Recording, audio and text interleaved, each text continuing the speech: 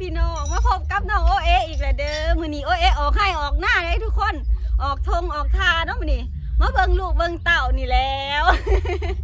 เป็นยังไงทุกคนเบิ่งซ่องคือฝนสิตกอะลิมื้อนี้เนาะอ๋อไม่ใช่จักกะว่าลูกสิจื้อแม่ก็บ่ได้สบจักเนาะทุกคนมื้อนี้โอเอออกมาเบิ่งงัวเนาะทุกคน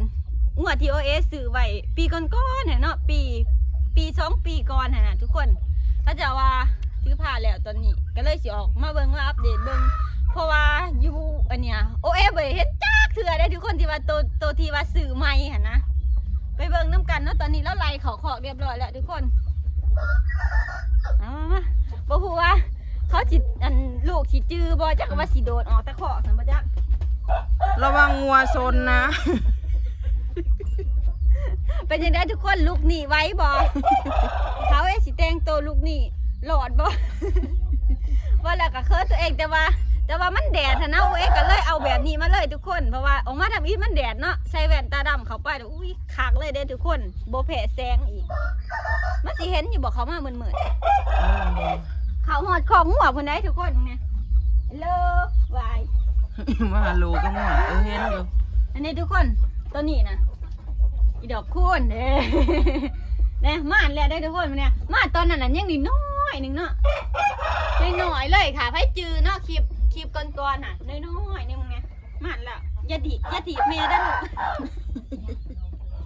อย่าถีบแม่นะลูกแล้วกับอีกตัวหนึ่งที่โอเอสซื้อใหม่เห็นนะทุกคน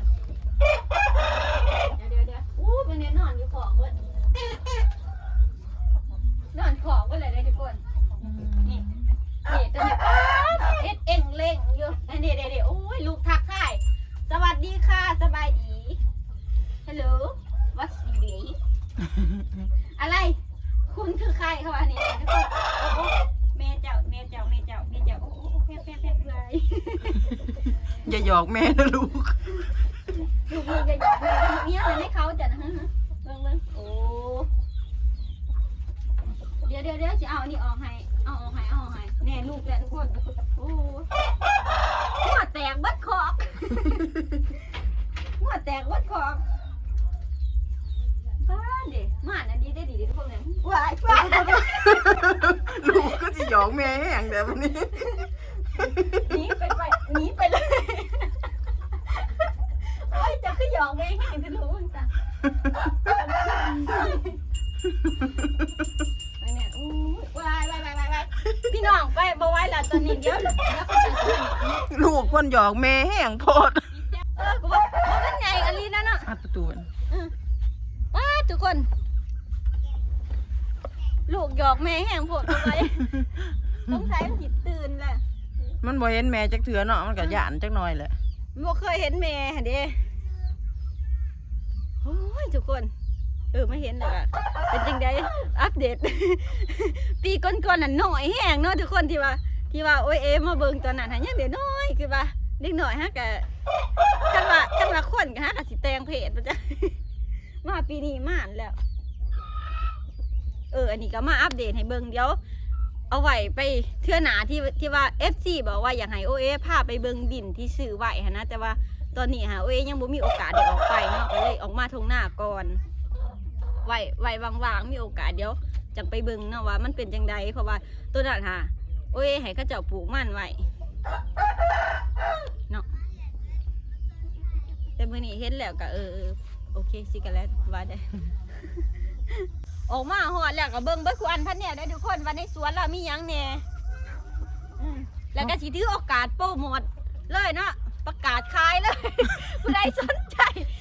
ผู้ใดสนใจอยากเอาไปเลี้ยงโตหรือว่าอยากได้แนวพันธุ์กันติดต่อมาทางโอเอได้เนาะทุกคนโอเอสิเป็นแม่ค้ากลางเอง ค่ากำปั้นได้รุ่นนี้นั่นใช่แหละมีหมูมีเป็ดมีไก่หลายอย่างหลายอันหลายเนี่ยเลยทุกคนมึงเนี่ยอุ้ยหมูกำลังเกิดเมื่อตึ๊บตื้ออยู่ใช่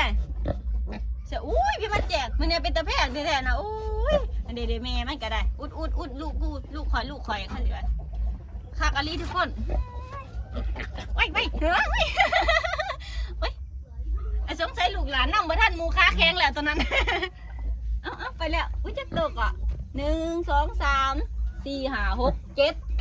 7โตพุ่นนะทุกคนปาดขอกหมูขอกงัวขอกไก่อุ๊ยบางแน่ทุกคนตัวนี้แม่ลูกอ่อนข้างนี้ก็มีอีกมีตัวผู้สองผู้สาวอีก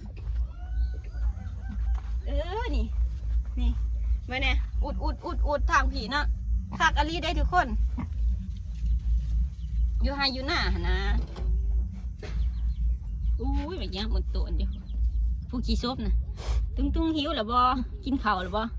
ได้กินข้าวมันกินลำให้กินห้ามมันนะอะไรทุกคนผู้เลี้ยงให้ผู้เบิ้งให้กะแท้ๆอันนี้ป้าทำลุงใช่แหละลุงหายโตแล้วทุกคนไปแล้วเห็นตะลังไวๆอ้าวแล้วก็มีพันไก่ตีพร้อมทุกคน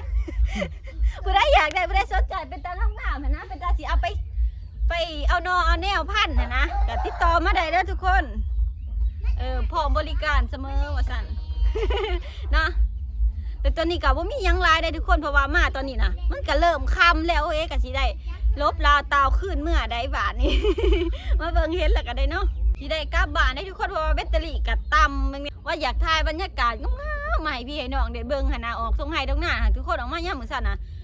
อันนี้แห้งอันนี้เนาะงามแห้งแต่ว่าถ่ายบ่ได้เนาะพ่วงแบบว่ามาบ้านแล้วหันเห็นบรรยากาศอยู่บ้านมันงามนะถ่ายจนความจำเต็มตอนนี้เนาะ ก็สั่นกันสิขอว่าแบบชันจักหน่อยเนาะเพราะว่ามันความจำเป็นมันถ่ายบ่ได้นะถามว่าเคลียร์โทรศัพท์ได้ตอนใดสิถ่ายได้มาให้พี่น้องได้เบิ่งหลายๆเลยเนาะแต่ว่าสำหรับมื้อนี้ขอตัวลาไปก่อนเด้อทุกคนไว้มื้อหน้าว่าสิไปเบิ่งดินตอนใดน่ะเดี๋ยวรอรับชมไปนำกันเนาะทุกคนก็ขอบใจขอบคุณขอบคุณพ่อแม่พี่น้องทุกๆคนที่ให้กำลังใจและก็ฮักแพงตลอดมาเนาะทุกคนขอบคุณหลายๆเด้อสำหรับคลิปนี้ขอลาไปก่อนเด้อสวัสดีค่ะบ๊ายบายไว้พอกันใหม่